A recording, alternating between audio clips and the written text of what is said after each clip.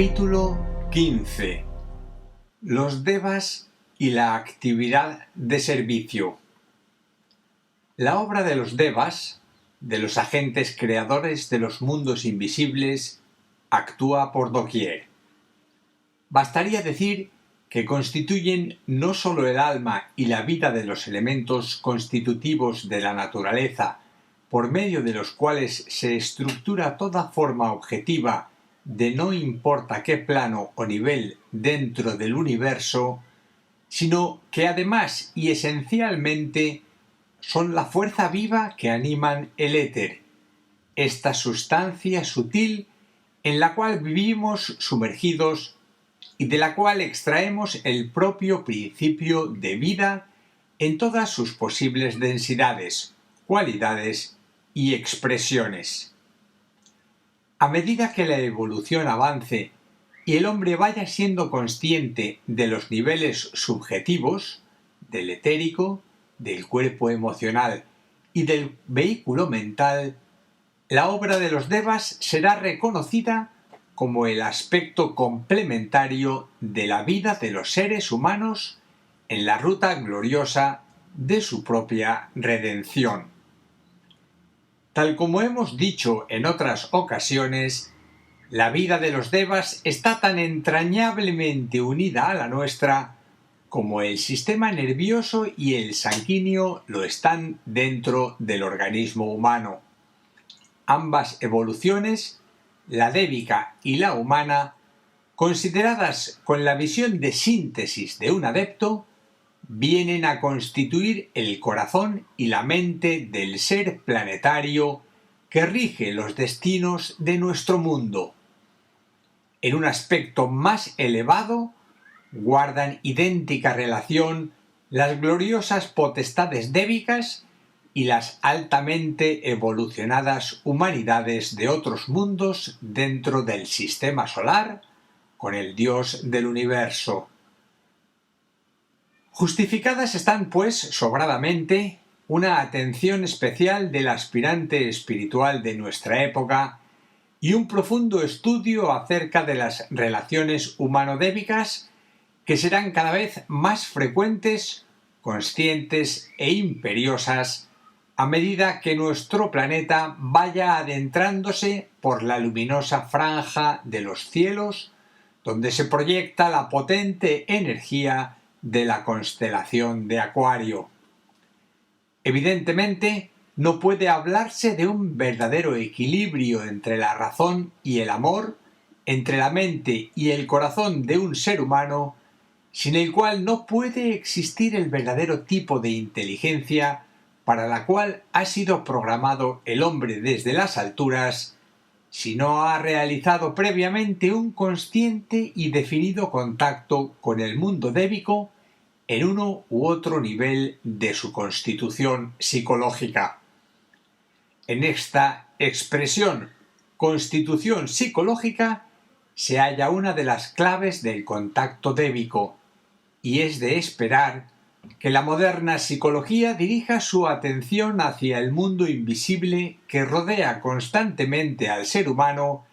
y trate de descubrir allí el misterio oculto que constituye la causa de todo conflicto psíquico, de toda enfermedad psíquica y de toda crisis individual y social. No puede existir un tipo radical de solución a la espantosa crisis psicológica de la humanidad, de la índole que sea, sin haberse logrado como grupo, como cuerpo colectivo, una cierta medida de aproximación al mundo de los devas.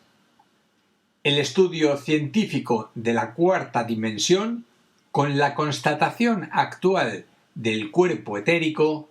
reconocido ya científicamente con el nombre de cuerpo bioplasmático, según el descubrimiento de los científicos de la Unión Soviética, los esposos Kirlian, va aproximando progresivamente a la humanidad al mundo débico, y desde el centro de luz de la jerarquía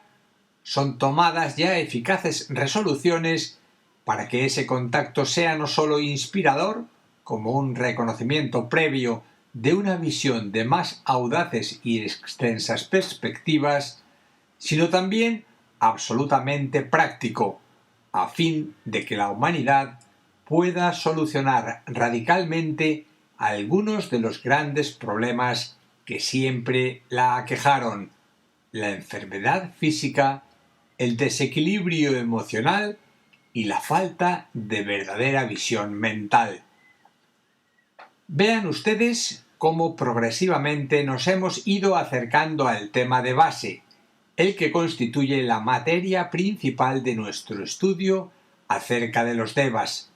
el proceso de curación y redención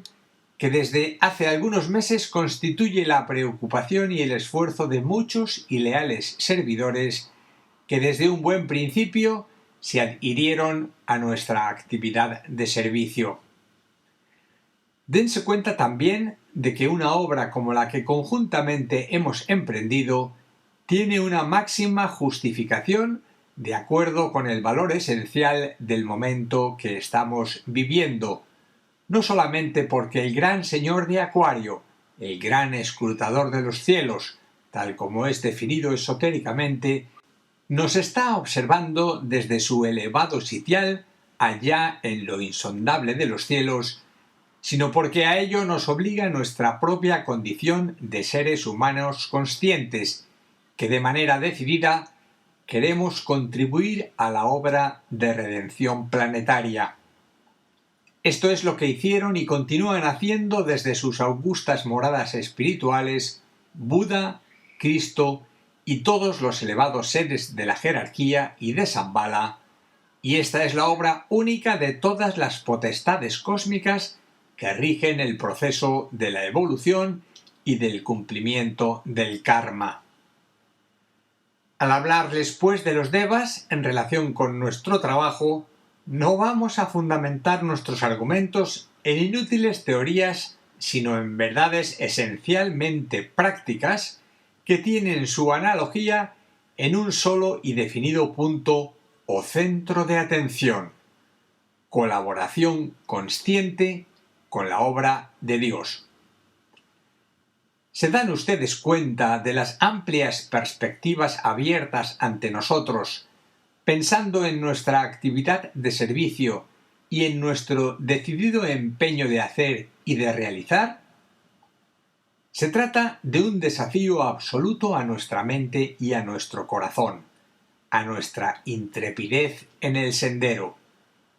El resultado de aceptarlo con la absoluta honradez que caracteriza al discípulo y con el inmenso sentido de responsabilidad que tal honradez entraña es simplemente voluntad de acción, el poder resolutivo que rige toda expresión de la vida en el universo. Así, progresivamente y a través de las sencillas prácticas de invocación de las poderosas entidades débicas que cooperan en nuestro trabajo, vamos adentrándonos sin darnos cuenta en zonas de vida ocupadas por la voluntad dinámica del Creador, y empezamos también a ser grandes, pese a nuestra aparente pequeñez, en el sentido interno. La vida universal de los devas. Avizorando el aspecto práctico de nuestro trabajo, deberemos ir reconociendo progresivamente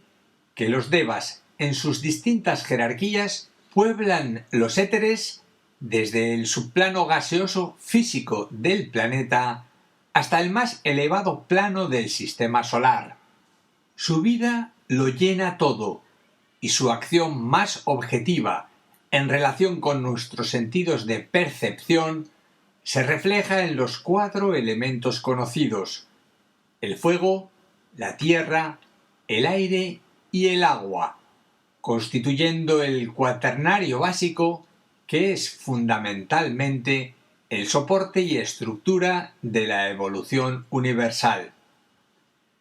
Hay que tener en cuenta también a los devas como los agentes vinculativos del cuerpo social de la humanidad como un todo. Ninguna acción ni reacción biopsicológica, desde la más leve actividad física hasta el más elevado sentimiento místico, está desligada de la actividad natural de los devas, por el motivo conocido por todos los estudiantes de esoterismo y comprobado ya por las grandes exponentes de la ciencia actual, de que el éter es la substancia que lo impregna todo y que sin él no existiría vinculación alguna entre Dios y su universo. Nota del autor en relación con el éter. Es el quinto elemento esencial, denominado de síntesis. Estamos invocando, pues, funciones débicas. Cada vez que realizamos un acto, evocamos un sentimiento o formulamos pensamientos, ya que toda actividad física, emocional o mental, para ser reconocida como tal, debe afectar los éteres, siendo la respuesta a estas impresiones la correspondiente expresión psicológica o social de los devas. Pues el deva, por su propia naturaleza etérica, es un agente vinculativo dentro del cuerpo social de la humanidad, que halla precisamente en los éteres el campo expresivo de cualquier actividad psicológica. Y si la acción del deva no es percibida objetivamente como tal dentro de un espacio vital que según la sabiduría esotérica contiene todas las dimensiones, es debido a la limitación de nuestros sentidos encerrados en un estrecho marco que sólo puede abarcar tres, y desde allí, desde este reducido concepto dimensional, intentamos glosar la obra divina en su conjunto, perdiéndonos constantemente en nebulosas hipótesis y descabelladas teorías que nos apartan cada vez más y más de la verdad esencial que por su carácter de absoluta sencillez contiene la medida de lo eterno. El ser humano, programado desde un buen principio para ser receptor y transmisor de verdades eternas, contiene en sí la semilla infinita de las más elevadas percepciones, siendo una de las más inmediatas desde el punto de vista de la jerarquía el reconocimiento del mundo débico. Esotéricamente se asegura que el ser humano vivió en un remoto pasado la gloria del contacto débico o angélico y que se fue apartando de sus hermanos los devas a medida que la ley de involución, que precede siempre a la de evolución, como las sombras preceden a la luz, fue densificando sus cuerpos sutiles hasta llegar al cuerpo más denso, el físico conocido, y que su misión en la ruta evolutiva es recobrar aquella sutilidad y pureza virginal a fin de hacer posible en un nuevo y más elevado estado de conciencia el reconocimiento del mundo invisible de los devas y establecer contacto consciente con aquel. Esta afirmación contiene un tremendo desafío para el aspirante espiritual de nuestros días, a quien la evolución técnica de la vida ha privado de una considerable parte de sus dotes sutiles de observación y percepción. La evolución mental del hombre moderno debe tender forzosamente hacia nuevas áreas de luz o de entendimiento superior y reconocer que la evolución técnica es únicamente el soporte, o quizás sería mejor decir el vehículo, de las verdades abstractas o arquetípicas que se agitan en el mundo superior de las causas y de los significados. La sutilización de la mente, el paso progresivo de lo concreto a lo abstracto, de lo intelectual a lo intuitivo, debe procurarle al hombre la sutilidad requerida para ver, oír, gustar y tocar en todos los planos posibles de su compleja constitución psicológica, y a medida que ello se vaya realizando,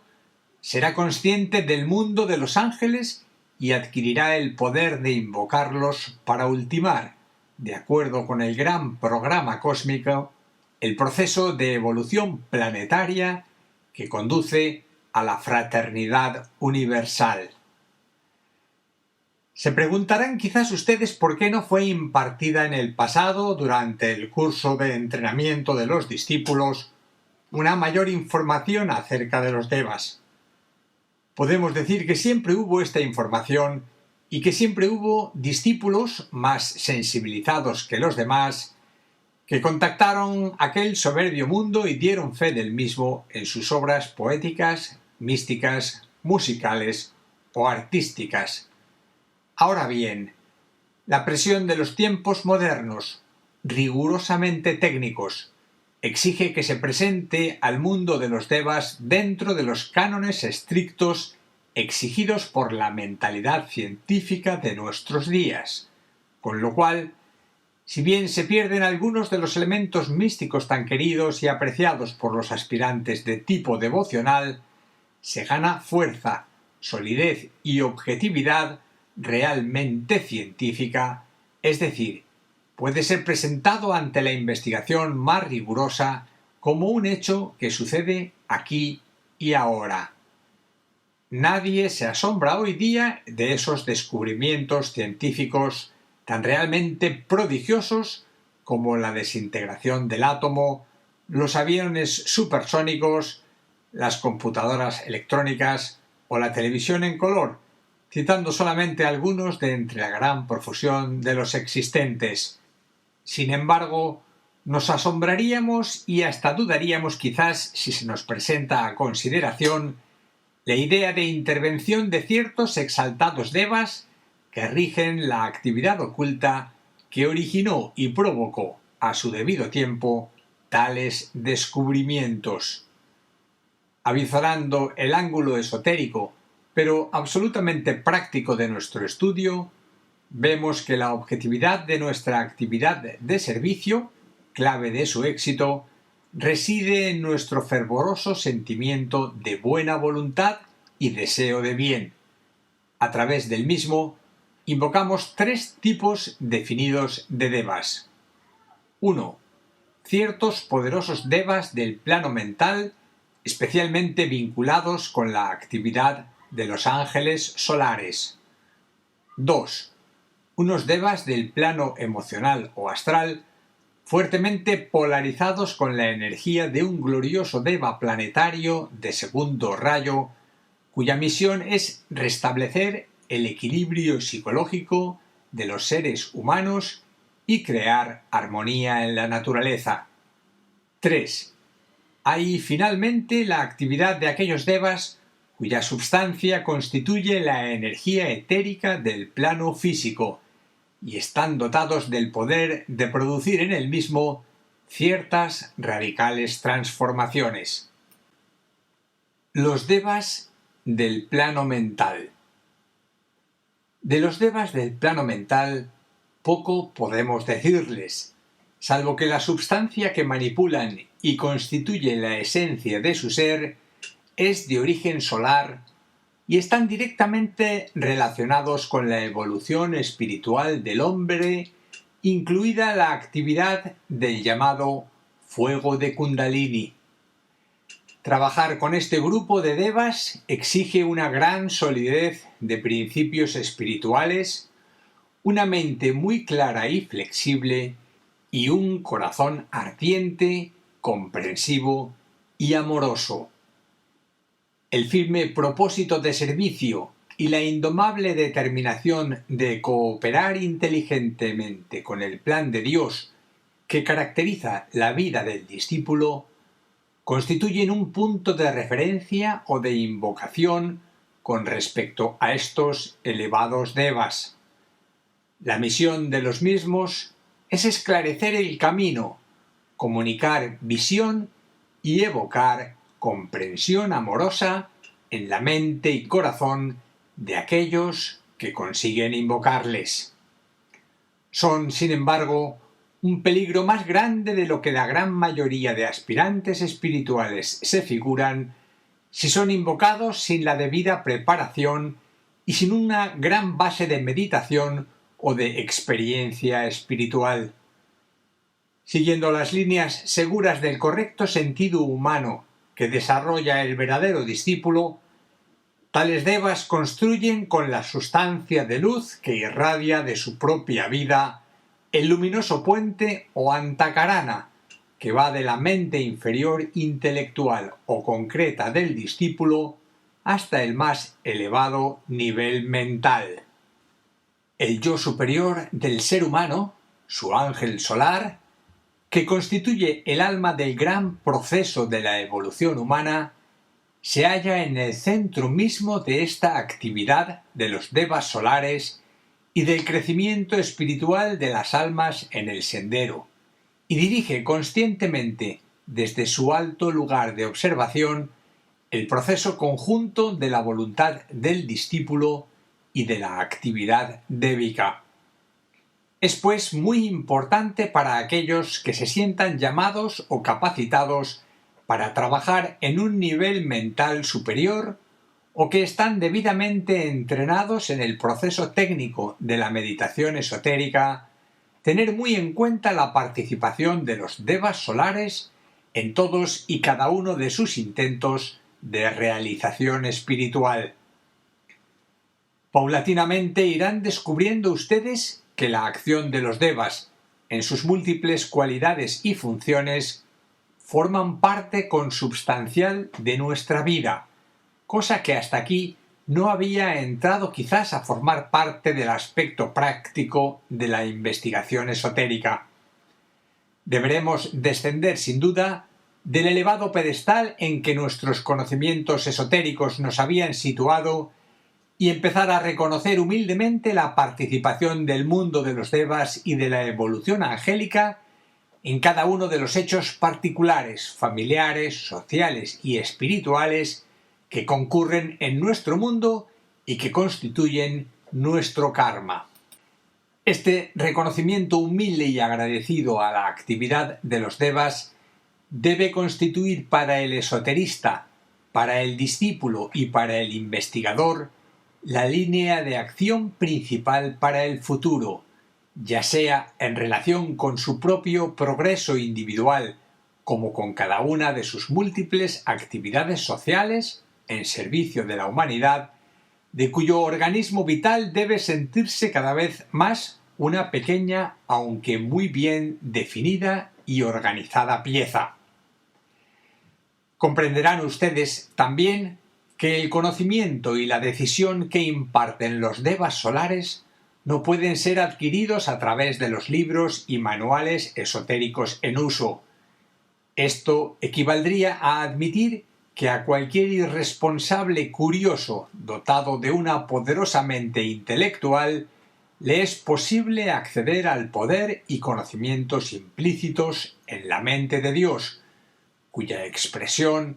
es el fuego creador del cual todos los seres humanos y todas las cosas poseen su justa y equitativa parte. Afortunadamente, las reglas que rigen el conocimiento divino son sabias y absolutamente drásticas. Analícese, si no, a través de la historia, el peligro de aquellos que, como verdaderos aprendices de brujo, quisieron emplear el fuego del poder y del conocimiento de Dios sin estar debidamente preparados. Sodoma y Gomorra, Nínive y Babilonia, el drama de la Atlántida, etc., son ejemplos vivos o dramatización psicológica y social de aquel gran peligro al que estamos aludiendo y al que todos estamos más o menos expuestos. Los colaboradores de actividad de servicio que decidan trabajar en el plano mental para contribuir con su ayuda a la iluminación espiritual del planeta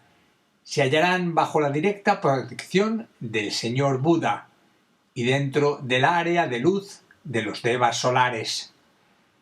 Nos preguntamos, sin embargo, cuántos serán capaces de resistir la terrible presión de las energías ígneas que producen el aliento vivo de todo verdadero conocimiento y de toda profunda determinación. Su apertura mental deberá ser en todo caso muy amplia, así como muy exquisita y profunda su capacidad de silencio. En última instancia, habrá de reconocerse que el valor efectivo del conocimiento no se mide por la capacidad intelectual de abarcar y retener muchos y muy variados temas esotéricos, sino que radica fundamentalmente en la limpidez, claridad y tersura de la mente. Consideramos, pues, muy interesante que dichos colaboradores dejen de preocuparse en demasía por el estudio esotérico. No decimos que dejen de leer o de meditar, y empiecen a trabajar creativamente en sus mentes para producir en ellas aquella actividad natural de distensión que produce intuición y la luminosa escalera semejante a la de Jacob por la que ascienden y descienden los devas solares. Los devas del plano astral. Nos referiremos brevemente también, ya que el objetivo principal de este estudio es sólo resaltar las vinculaciones débicas de nuestro trabajo con los devas del plano astral. Los encontramos en cada uno de los 7 subplanos que constituyen dicho plano, expresándose en multiplicidad de gradaciones y jerarquías que van desde las pequeñas criaturas que viven infundidas en el fuego pasional del deseo humano hasta el más elevado sentimiento de integridad y de belleza. Se comprenderá también que su vinculación con nuestra obra de servicio dependerá mayormente de nuestras intenciones y de la buena voluntad depositada en el trabajo. La mayoría de los devas del plano astral responden, como es lógico, al aspecto devocional, y debemos hacer resaltar el hecho de que actualmente toda la jerarquía débica de ese plano se halla regida por un poderoso deva de segundo rayo, cuya misión apreciada desde el Rama y según ordenación y estructuración del plan para la nueva era es sublimizar y dignificar el deseo humano y llevar hasta las más elevadas cumbres espirituales el aspecto sentimiento de la humanidad. Su participación como impulsor de las leyes que regulan la evolución planetaria en la naturaleza se hace sentir poderosamente sobre el reino vegetal con el cual está estrechamente vinculado el mundo emocional de los hombres. Hacemos estas referencias que serán ampliadas más adelante para estímulo de todos aquellos trabajadores que por predisposición natural hayan decidido trabajar específicamente en el mundo psíquico y restaurar en el mismo la armonía y el equilibrio psicológico de los seres humanos. Los devas del plano astral, emocional o psíquico trabajan por medio de sonidos inaudibles y colores invisibles, una paradoja aparente para nosotros que forzosamente debemos atenernos todavía a las reglas concretas de objetividad, pero en esta frase se halla un desafío para el inteligente investigador espiritual enfrentado a la tarea de sutilizar constantemente sus sentidos perceptivos para poder captar las sutilísimas vibraciones provenientes de ciertos subplanos del plano astral. Hemos dicho en varias ocasiones que existen ciertos devas, conocidos esotéricamente bajo el nombre de ángeles del silencio, que acuden solícitos allí donde un ser humano da evidentes pruebas de su utilización de los vehículos a través de los cuales su alma se expresa. Aquí tendrán explicado de nuevo el hecho de la participación débica en todo intento humano de purificación y perfección. Los devas del plano astral, a partir del cuarto subplano, tienen la misión de contrabalancear las actitudes humanas con los móviles divinos. Se les denomina esotéricamente los ángeles del equilibrio, y son precisamente tales devas los que invocamos en nuestra actividad de servicio en el plano astral. Ocultamente se sabe que cuando existe una perfecta armonía o equilibrio entre el deseo humano y el móvil o plan divino, responde automáticamente cierto subplano del plano búdico. La expresión natural de tal respuesta es la música. La música es la más elevada forma del arte creador y su más elevada expresión como equilibrio cósmico. Es aquella suprema sinfonía que sólo el sensibilizado oído del adepto puede escuchar y que es denominada en el lenguaje oculto como música de las esferas. Se comprenderá fácilmente que para el esoterista o para el discípulo, cuyos vehículos se van sensibilizando progresivamente, solo existe un tipo de música, la que responde al equilibrio cósmico y viene transmitida a los artistas de esta especialidad por los devas de los elevados niveles del plano astral que responden a Budi. No son considerados como música los discordantes ruidos de la llamada música moderna, cuyo sentido regresivo hacia aquellas zonas astrales trascendidas por la humanidad consciente hace que en multitud de casos hayan sido y sean aprovechados por siniestros miembros de la logia negra del planeta para determinar estados caóticos y conflictivos en los niveles astrales de la humanidad. Pero no vamos a extendernos ahora en estos razonamientos que serán tratados en otros estudios específicos. Solo nos guía la intención de hacer resaltar el hecho de que el término clave sutilidad debe presidir constantemente la evolución de cualquier trabajo de orden espiritual. Para el discípulo, sutilidad equivale a síntesis en el aspecto invocativo de los devas. No pueden ser invocados los devas del equilibrio sin haber sido utilizado hasta cierto punto nuestro sentido devocional y sin estar henchidos de grandes ideales de servicio a favor de la humanidad. El hecho de que muchos de ustedes se hayan adherido con buena voluntad a la tarea de equilibrar psicológicamente a las personas que tienen problemas y dificultades en el nivel astral o psíquico corriente, es una garantía de que responden en una cierta medida a aquel gran proceso creador que desarrollan los devas del equilibrio. El efecto consiguiente a una serie ininterrumpida de invocaciones con respuesta de tales devas ha de ser, lógicamente, paz e integridad, dicho de otra manera, sutilidad. No hay mejor yoga, evidentemente, que el espíritu de servicio, y hay que reconocer y afirmar que practicar el yoga, de la clase que sea, o la meditación, pensando únicamente en la propia salvación o liberación, es separarse del camino espiritual, cuyo móvil único solo es perceptible cuando hay integridad de principios, solidez de propósito y absoluto desinterés. Estas tres reglas constituyen el sendero de servicio, el único que conduce a la liberación, y en su luminoso recorrido nos acompañarán siempre nuestros hermanos los devas. Como ustedes se darán cuenta, nuestras afirmaciones acerca del mundo débico en relación con la actividad de servicio son de orden universal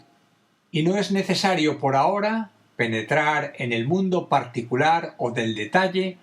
para que sea comprensible cuál ha de ser nuestra actitud invocativa. Lo que intentamos mayormente es el estímulo que estas referencias puedan aportar en el ánimo de los colaboradores. Como predisposición del alma hacia el equilibrio natural de la naturaleza débica, hay que practicar la distensión y el silencio. De ambas actividades, que constituyen una base de armonía, se eleva un sutilísimo clamor que llega a los finos oídos de los devas del equilibrio, y ellos responden inmediatamente al mismo con generosa adhesión y exquisita simpatía. El color preponderante que surge y se eleva del alma en silencio es el verde pálido brillante, y los devas del equilibrio responden al mismo con su vibración peculiar de armonía de un color amarillo indescriptiblemente brillante, relacionado con el cuarto subplano del plano búdico, del tono que tratamos de reproducir precisamente cuando intentamos visualizar la energía astral superior en nuestro trabajo de curación psíquica. Los devas del plano etérico físico constituyen casi en su totalidad aquello que llamamos prana. Se mueven en éteres físicos de distintas densidades y vibraciones, y su vida constituye, tal como dijimos al principio de este artículo, la expresión de los 4 elementos conocidos: el fuego, la tierra, el aire y el agua, tal como podemos percibirlos físicamente a través de nuestros 5 sentidos corrientes. Hay que decir, no obstante, que cada plano del sistema solar está constituido también por estos 4 elementos, aunque en una expresión de increíble sutilidad que es más pura conforme se va ascendiendo o profundizando de subplano en subplano desde el plano físico al monádico. Las características de los devas del plano físico en sus distintas jerarquías o evoluciones son innumerables,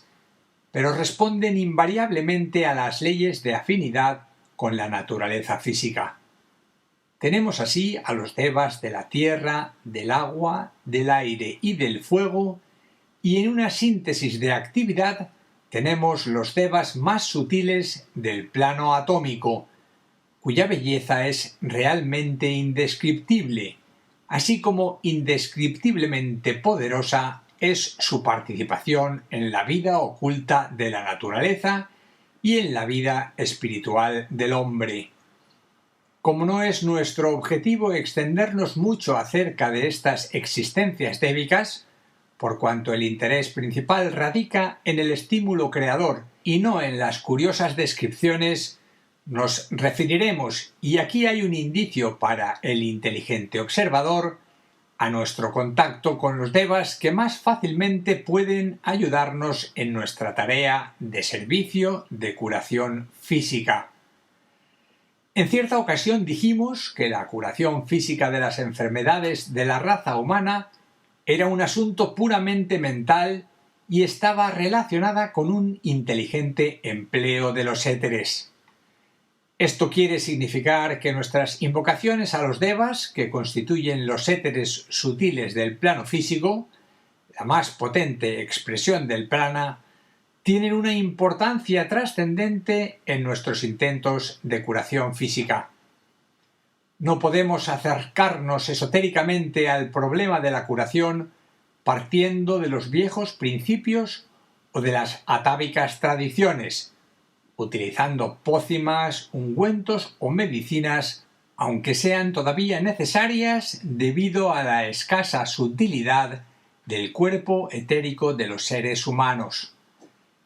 La curación debería ser directa a través del éter sutil o prana, operando directamente sobre las causas de las enfermedades, las cuales pueden ser localizadas siempre en el cuerpo etérico o pránico de los hombres. La comprensión de esta verdad debe inducirnos a trabajar con renovado fervor en pro de la redención física de la humanidad,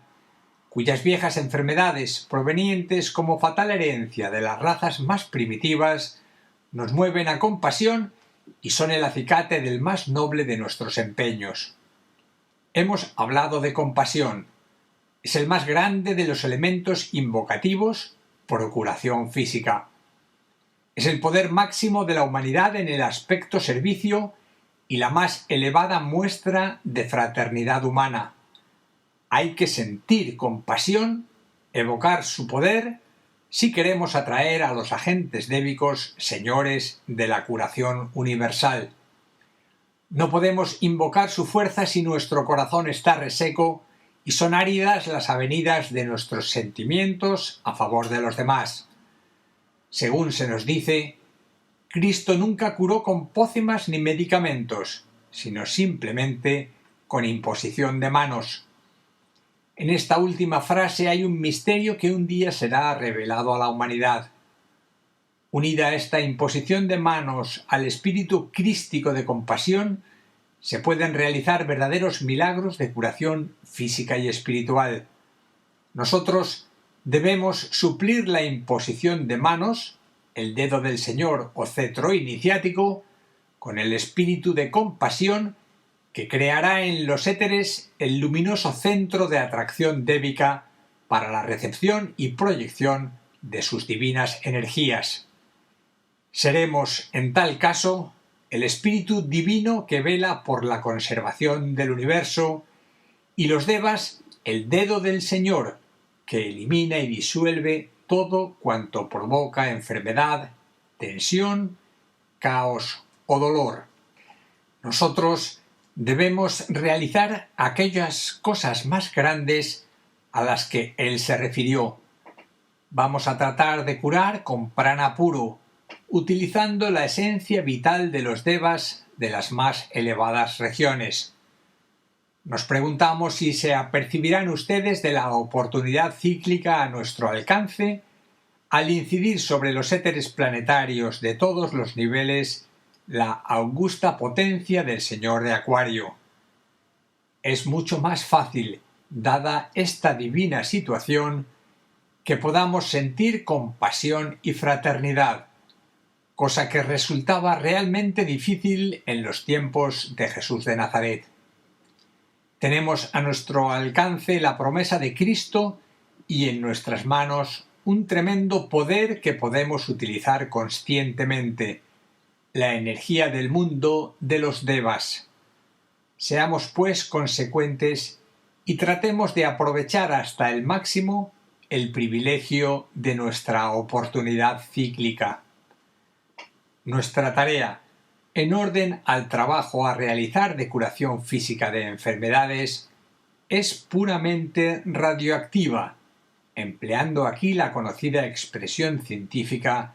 que define nuestros tiempos, y en la medida en que podamos rasgar los éteres con nuestros luminosos intentos de curación, nos será posible constatar los éxitos apreciables en nuestros esfuerzos.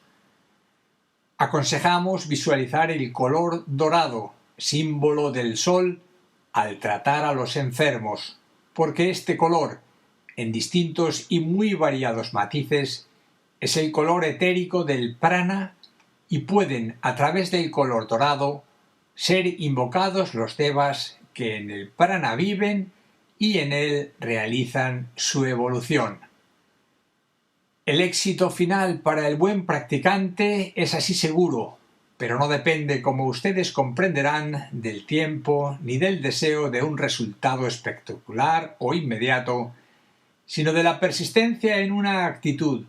que, unida a muchas otras, puede preparar eficazmente el campo, el cuerpo físico de los seres humanos, para convertirlos en verdaderas moradas del Espíritu Santo. Conclusión. Como habrán podido observar, hemos seguido en este capítulo acerca de las vinculaciones débicas con nuestro trabajo específico de curación o redención, una técnica precisa y premeditadamente estructurada de estímulo y cordialidad de relaciones humano-débicas. Nos hemos referido así a devas de 3 planos definidos: los del plano mental, que han de producir comprensión espiritual; los del plano astral, que han de infundir equilibrio y armonía psíquica; y los del plano etérico-físico, cuya cooperación determinará la sutilización del cuerpo físico de los hombres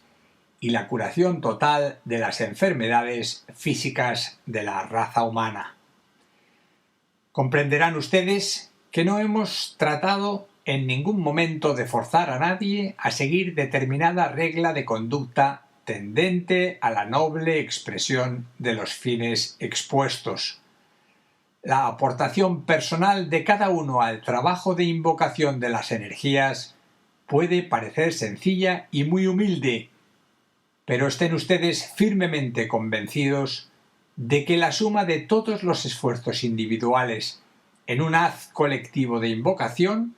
en el que estén presentes todas las voluntades de bien que seamos capaces de desarrollar, puede crear algo realmente grande para el próximo futuro. Tal es al menos nuestra profunda convicción y nuestra sincera esperanza.